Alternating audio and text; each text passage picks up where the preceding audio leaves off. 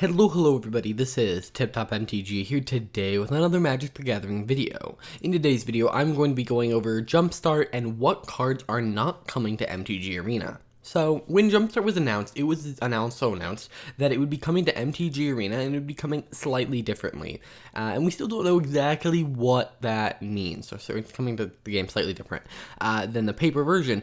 And we weren't sure what that meant, and we still don't know exactly how it is coming to the game. But we have some confirmation that 20 cards from Jumpstart are not going to be added to MTG Arena. Now, there has been conflicting information. Some people have said it's not coming to Historic. Some people have said it's not coming to MTG Arena, that they're going to be replaced with Jumpstart. And these are people from Wizards of the Coast, but the official article says they will be replaced within Jumpstart. So expect that cards that are of a similar rarity and do a similar function will be replacing these cards. And I'm going to talk about why I think each one was excluded. Some of them are for power reasons, and some of them are for technical reasons. And so we're going to go through that. So first up, we have Exhume. This is a 2-cost black sorcery, and it says each player puts a creature card from their graveyard onto the battlefield. Yeah, this is just way too powerful for Historic. Think about it. This is a format full of Ulamogs and craziness, and, turn 2 is the perfect turn to do it. Turn 1, you find a way to mill yourself, and then turn 2, boom, you're just throwing Ulamogs onto the battlefield, which is just way too soon. So I expect this to be replaced with another resurrection spell that just cost a lot more. But yeah, I think this was a good call. Next, we have Reanimate. Very similar boat here. It's 1 black for a sorcery. It says put target creature card from a graveyard onto the battlefield under your control. Use life equal to its converted mana cost, and that costs a whopping 1 mana to do. This card is crazy. Again, power level reasons. You can't just be throwing Ulamogs onto the battlefield turn 2. So yes, I completely agree with this decision, and I think it makes a lot of sense. Next, we have Scourge of Neltoth. This is a 7-cost creature zombie dragon 6/6 with flying, and when you may cast it from your graveyard by paying 2 and sacrificing 2 creatures rather than paying its mana cost. Now, this is one of the ones where it is a powerful card, yes. If you mill it into your graveyard, which is already popular, and sacrifice things, which is popular, you can do something, but they aren't normally the same deck, and, it is a 6/6 flyer, but it's not anything else. It's not like you're cheating in an Ulamog. But, okay, this is fine. I'd be finding they're like, okay, this is too powerful, but there are some cards that I think that they printed that are more powerful, and I guess it's kind of like they are picking and choosing. They're like, we don't want this for the format, and they'd rather have Craterhoof Behemoth, but I just feel like, including this but not including Craterhoof Behemoth is kind of a misstep. But I guess, again, they're worried about turn 2. You somehow milled a bunch of cards, had 2 creatures, and, this is probably more of a turn 3 play. And a 6/6 flying, thing for, on turn 3 is a lot, but it's also not that crazy saying that it's the only creature you're going to have. You could just play 6 power worth of flyers by turn 3. So I just don't think it's that powerful, but maybe I'm wrong. Let me know in the comments down below. I just feel like this one's a little bit of a weirder one compared to what they didn't add. Time to Feed. It's a 3-cost green sorcery. Choose target creature an opponent controls. When that creature dies this turn, you gain 3 life. Target creature you control fights that creature. Now, I believe it was said by an Arena developer that this wasn't added due to complexity within the Arena rules system. So, essentially, it has to choose a creature and add something to it that, like, when this dies this turn, which isn't difficult for the Arena thing to do. Lava Quail is in the game. But what's interesting here is that it doesn't matter who put that little trigger on it, for instance. So if a creature says, hey, when I die this turn, exile me, it doesn't matter who told it to do that, it's just being exiled. What does matter here is who did it, because it's you gain 3 life. So I believe that's where the technical issue is coming in. I could be wrong, but that's the only part about this that is different than anything we have on Arena. So, yeah. This one is just going to be replaced with a fight spell that probably costs 3 and just doesn't gain you the 3 life, or gains you the 3 life right when you cast it. I'm not sure. Next, we have Ball Lightning. It's a red for a creature elemental 6/1 with trample and haste, and at your end step, sacrifice it.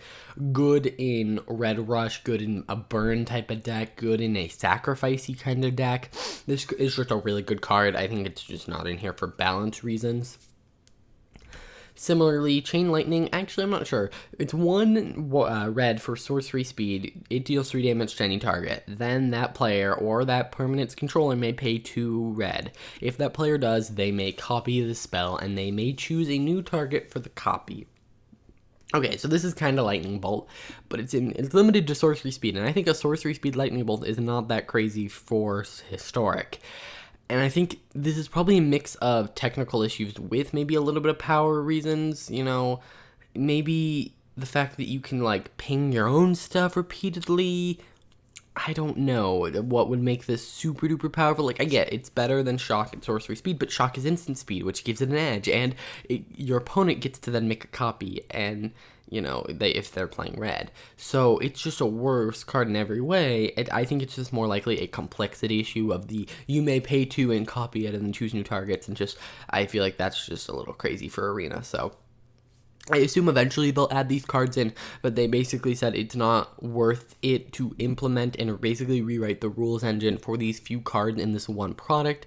As they move back, they'll have to do that, but they just said for this it's not super worth it, and I don't know if that means that they're going to be doing something in the future, and they're like, why do it now when we're about to do something in the future? So we'll have to see, but I don't think this means, oh, we're never going to see Time to Feed. I think eventually we will see Time to Feed, but it's just, that'll be in the far future.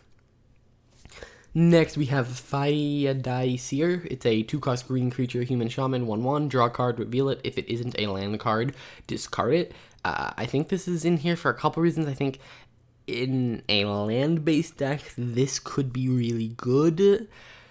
In a deck that cares about drawing cards, this is really good.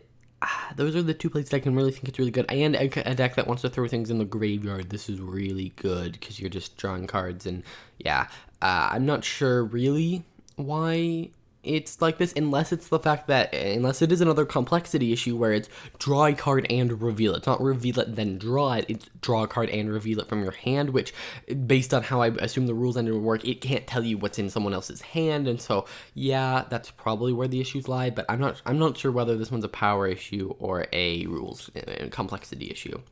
Next, we have Lightning Bolt. This is just a really powerful card. Pay 1, instant, deal 3 damage to any target. Really good. Next, we have Shieldred, Whispering One. It's a 7-cost black legendary creature Praetor, 6/6 with Swamp Walk, and at the beginning of your upkeep, return target creature card from your graveyard to the battlefield. That's powerful, but for 7, it's fine. At the beginning of each opponent's end upkeep, that player sacrifices a creature.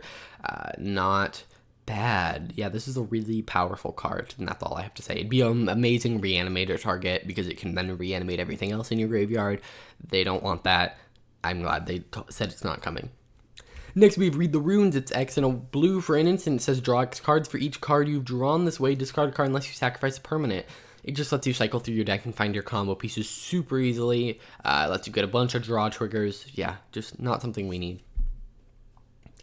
Next, we have Ristic Study. It's a 3-cost blue enchantment. Whenever an opponent casts a spell, you may draw a card unless that player pays 1. This card is overpowered, and, you know, in Commander, it's amazing, and it's just a great card, but it's too good for Historic, and I completely agree. Now, I feel like the way they're doing this, I would rather them just keep Jumpstart how it is for its limited environment, and then you get the cards, and they're just not legal in anything. I know that sounds weird, but there may come a point where, in the future, Ristic Study is an appropriate card for Historic, and then they can just be like, oh, now it's in Historic. But I don't know. I'm partial to Ristic Study. I like it. Next, we have a Johnny's Chosen. It's a 4-cost white creature cat soldier, 3/3, and whenever an enchantment enters the battlefield under your control, create a 2/2 white cat creature token. If that enchantment is an aura, you may attach it to it. This is pretty good in, enchantment decks, and we already have enough enchantment decks right now that are powerful enough because they've given them a ton of support, so I don't think they need this. Next, we have Angelic Arbiter. It's a 7-cost white 5/6 creature angel with flying, and each opponent who casts a spell this turn can't attack with creatures, and each opponent who attacked with creatures this turn can't cast spells. So you get to either attack or cast spells, and I don't think they want stacks to be a thing in MTG Arena, so that's why they're not doing this. I don't think this is some weird rules issue. Next, we have Druchronic Roar. It's a 2-cost red instant, and as an additional cost to cast the spell, you may reveal a dragon card from your hand. Druchronic Roar deals 3 damage to target creature. If you reveal a dragon card or controlled a dragon as you cast the spell, it deals 3 damage to that creature's controller. Now, I think this one's a rules complexity issue. This does not feel too powerful. First off, it's dealing 3 damage to target creature for 2. Okay, that's not great. You could do 3 damage to any target for 2. But if you reveal the dragon card, you also deal 3 damage to your opponent, which is good. But really, are you really playing Dragon Burn? Are dragons really being played in Historic? No. So I think that the issue is, if you control a dragon as you cast this spell, that is probably too complicated for the rules engine to handle. It's like, I have to remember, was there a dragon? I have to remember the board state when the spell was cast, which is probably a huge issue. The rest of the card makes sense in this things we've seen in Arena. That's the only part that we haven't seen, and I feel like that's where the hiccup is being caused. Next, we have Flametongue Kavu. It's a 4-cost red 4/2 creature Kavu, and when it enters the battlefield, it deals 4 damage to target creature. I'm not sure why this one isn't being added. It doesn't seem complicated. It doesn't seem too powerful. I mean, a 4/2, you're dealing 8 damage if you include it attacking once. So I guess that's pretty good, but it just doesn't feel that powerful. Historic is meant to be more powerful than Standard, and I don't see this being printed in Standard, but it's not far off, so I'm not sure what's up here. Next, we have Goblin Lore. It's a 2-cost red sorcery. Draw 4 cards and discard 3 cards at random. Again, either feeding the graveyard or getting your combo pieces and hoping that you don't have to discard them. This card is just really good at doing that. It's also good for draw triggers, which are rampant right now. So, yeah, I agree with this decision. Next, we have Mulsim Turnkey. It's a 4-cost black creature, 3/2 creature ogre rogue. And when it enters the battlefield, return target creature card of your opponent's choice from your graveyard to your hand. So you're going to get your worst creature back. This is just a meh card, and I assume that they're not adding it because the ability for your opponent to choose it is probably too much. I don't know. That's just kind of weird. Next, we have Path to Exile. This is a 1 white for an instant, and it says exile target creature. Its controller may search their library for a basic land card, put it on the battlefield, tap, then shuffle their library. This is an insane kill spell. It seems lots of play.